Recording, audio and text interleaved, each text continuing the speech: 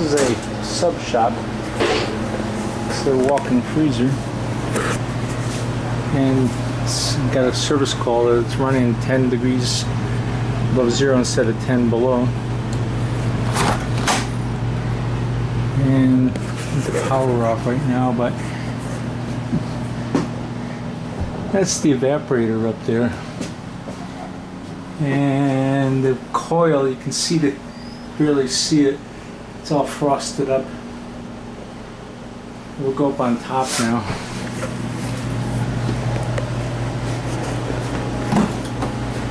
They put the compressor up here.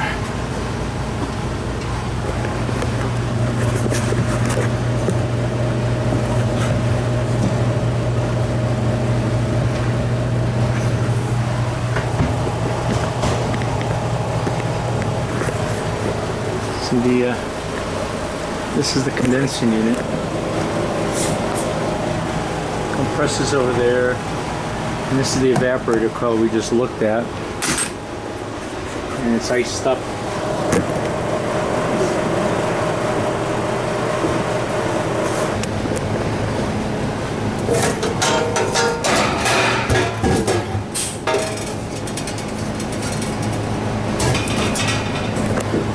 There's a wiring schematic,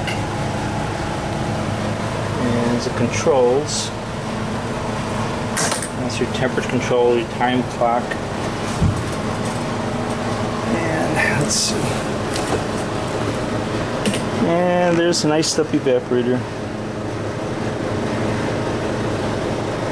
And I checked this out the other day, and what I found was the time clock isn't tripping it into the frost. So, and this is a circuit board type time clock, and I don't particularly like them. What I'm going to do is take it out, and I'm going to put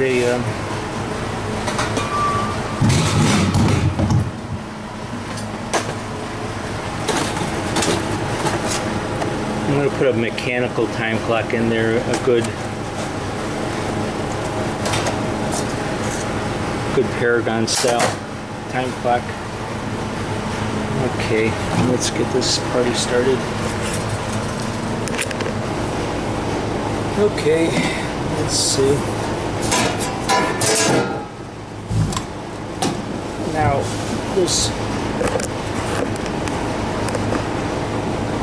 what we don't have is electric lines coming in from the circuit breaker. There's no way to shut the system off if there's a problem. There's no disconnect up here. So I turned the power off already, and I'm going to install a disconnect. Now this is 230 volt system, so what I got was a two-pole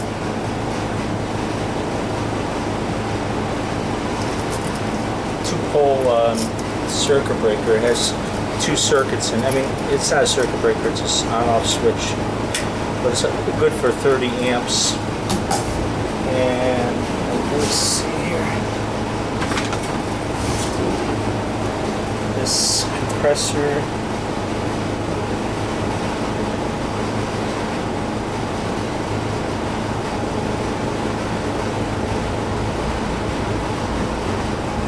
It's only, compressor's like 11.4 amps.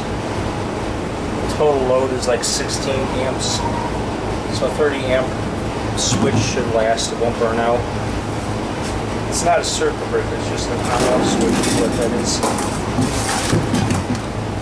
So I was going to mount that over here.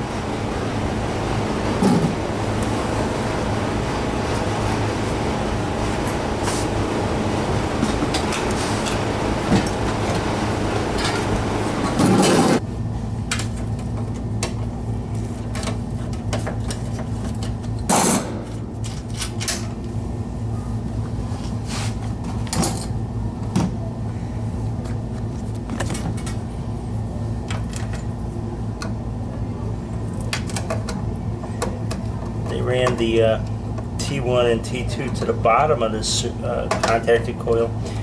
Usually you run it to the top of the contacted coil and take L1 and L2 go to the top, and T1, T2 come off the bottom. Okay, just install this disconnect switch in case there's a problem with like a wire burning or electrical short, or something's wrong with the compressor. I have to shut it off very quickly. I don't have to climb down the ladder and get to the circuit breaker panel. And I think I should test it.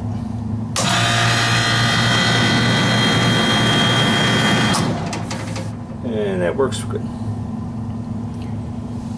Okay, now let's okay.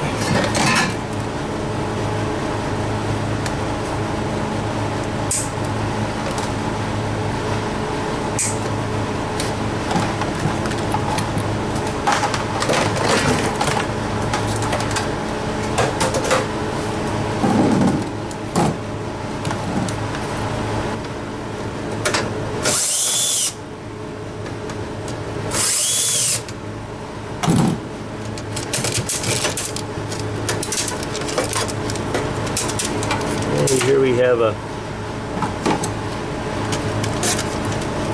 circuit board.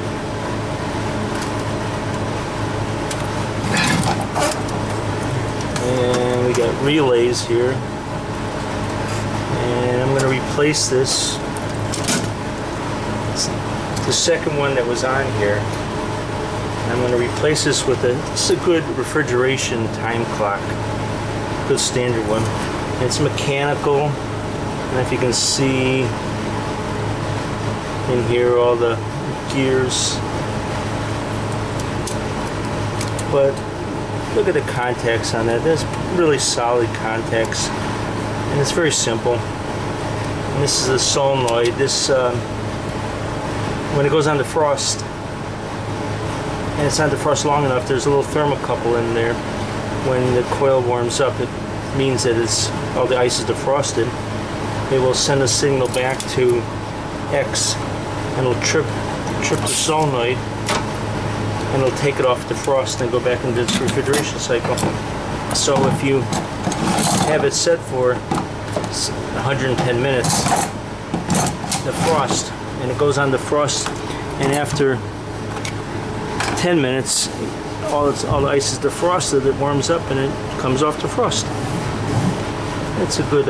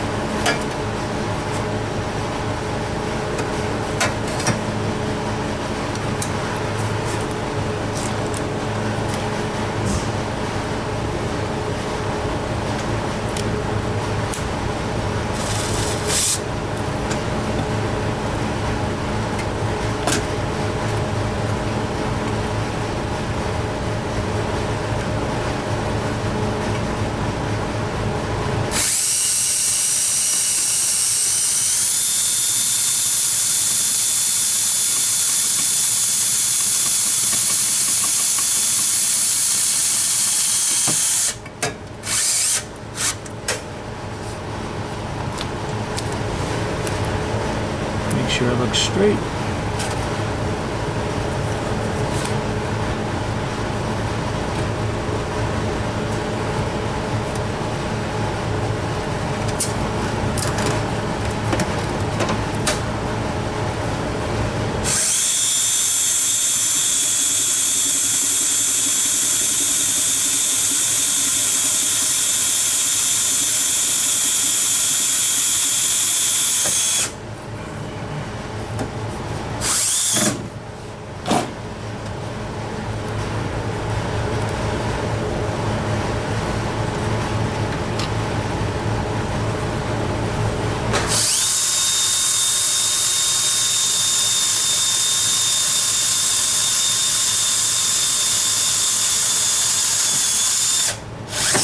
Okay. And this just pops in there.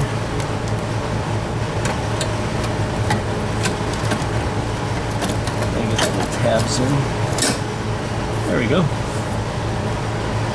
And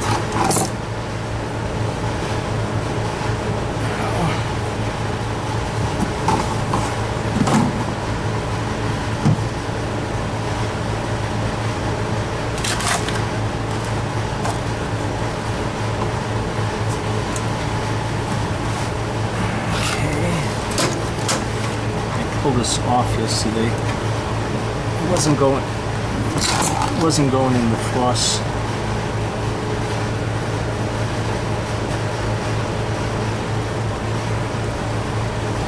This is my defrost termination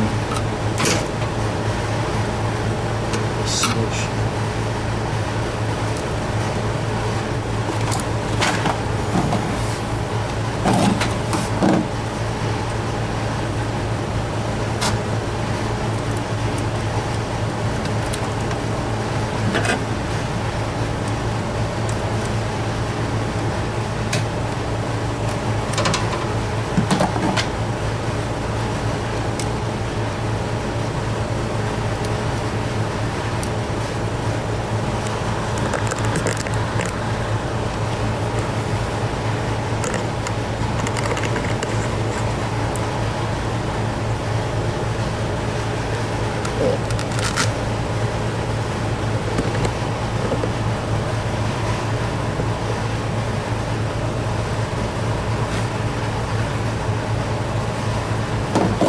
See if I can catch this.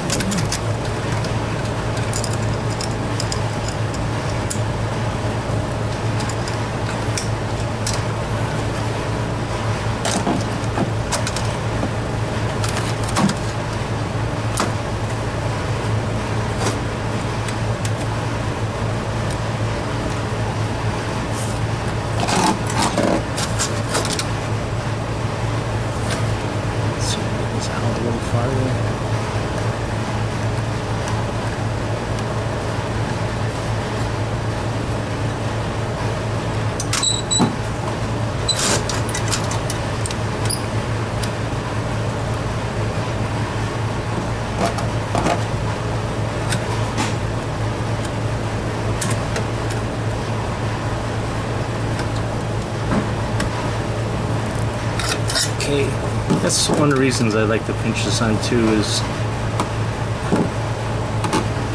they'll stay on, hold themselves on when you go to tighten them up. They won't like slide out. Sometimes you try to tighten things up and they slide out on you.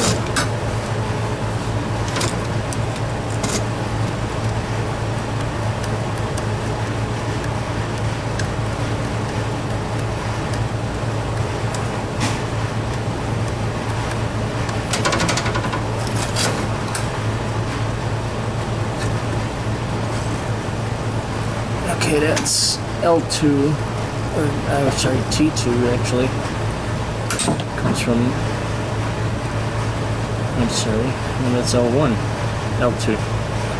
This is the line side of the contactor. It goes in the bottom, and this wire here is connected onto here, so it's bringing L2 to this to end. That's what it's supposed to do. Now L1 goes here. And we got to see what we got here for terminal jumper on this. Okay, lovely. Let's see. We have a blue wire here. Okay. Blue wire going from L1. And it's right here. And this is L1. Okay. So let's take that off. We need that blue wire. We don't need the jumper on this because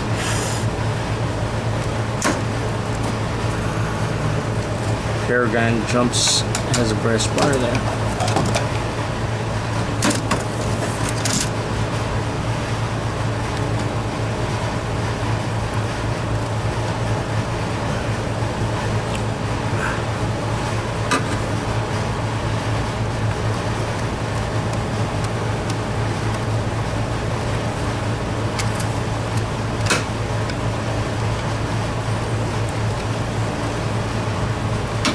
Okay. That's good. And now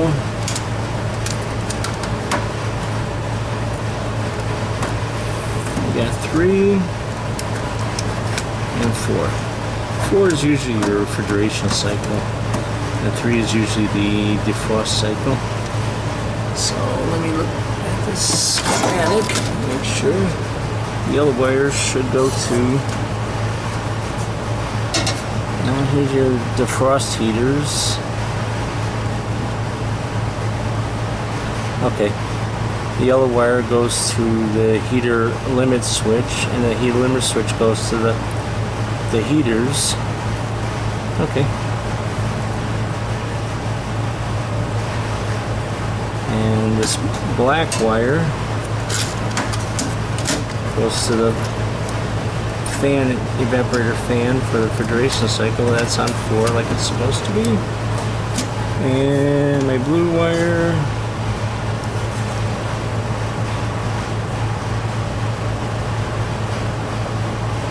okay, the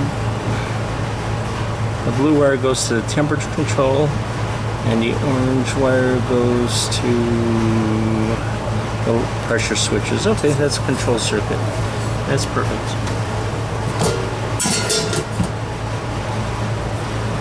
So let's do that.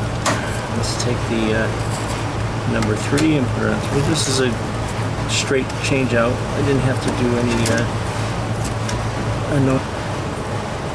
and 3 is your defrost circuit.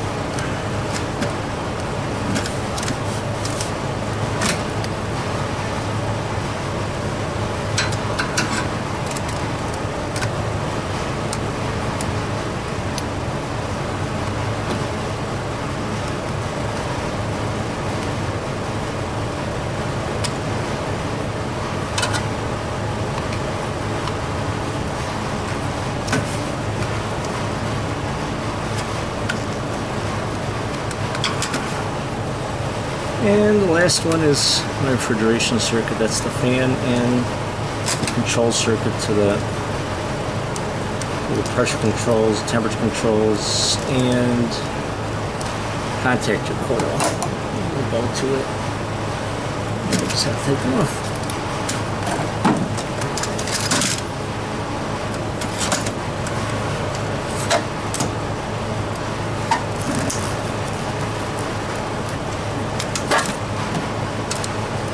Well, I'm glad to get rid of that. Just not a big fan of those things.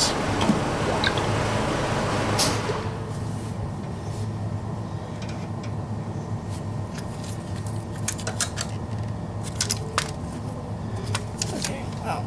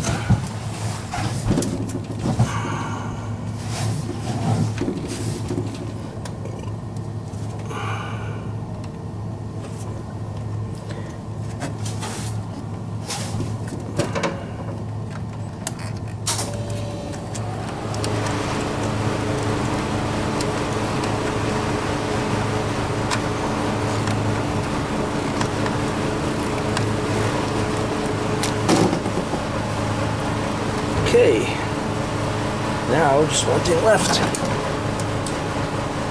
These are the frost pins over here.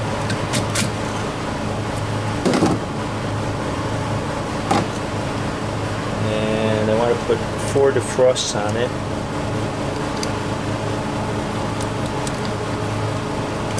24 hours hour period here.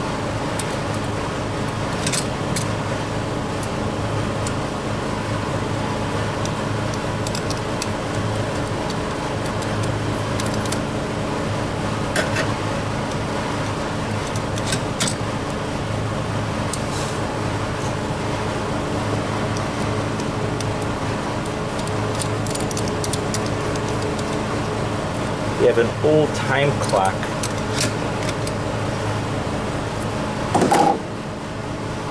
The dial turns around here and it hits the mechanism every day, constantly. And if an old time clock, these pins here will be worn right in half. So it's just not going into the frost.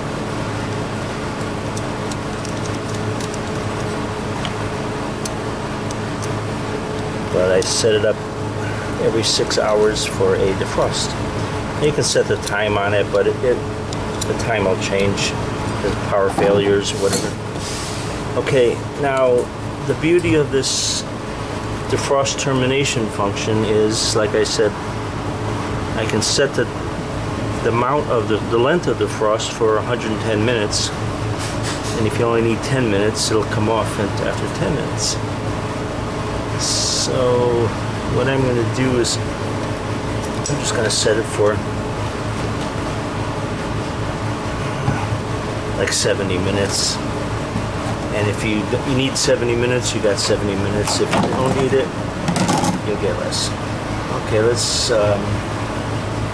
get our hand probe.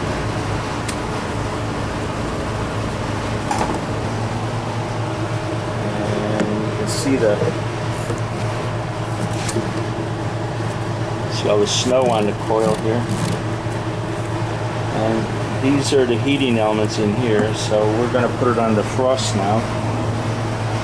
And let's see if we got everything in the right place. And when it goes on the frost, the amperage, it'll draw amperage. It's not on the frost yet.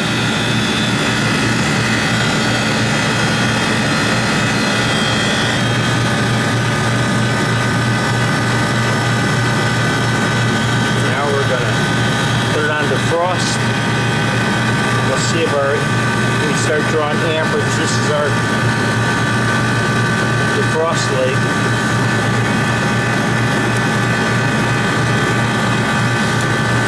We're almost on defrost, and there we go. And we're drawing 4.4 amps, and it's working. Now let's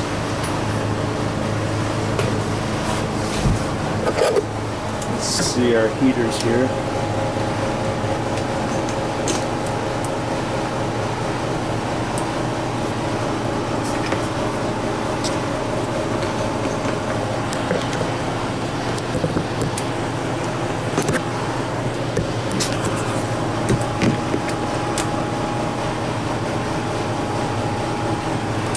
Let's see if our heaters heat up.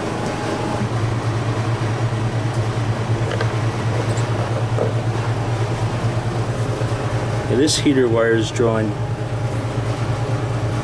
amps, 2.8 amps.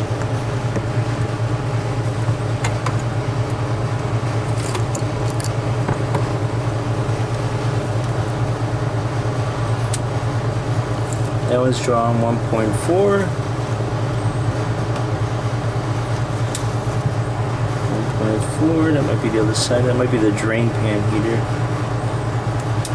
And that one's drawn 2.8.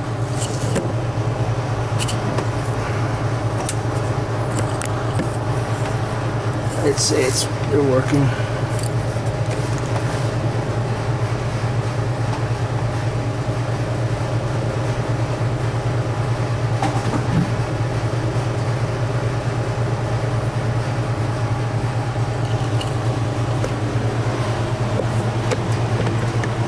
Let's just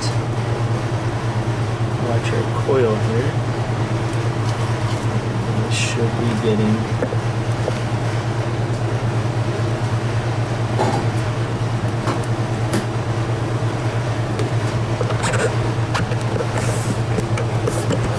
this is our expansion valve.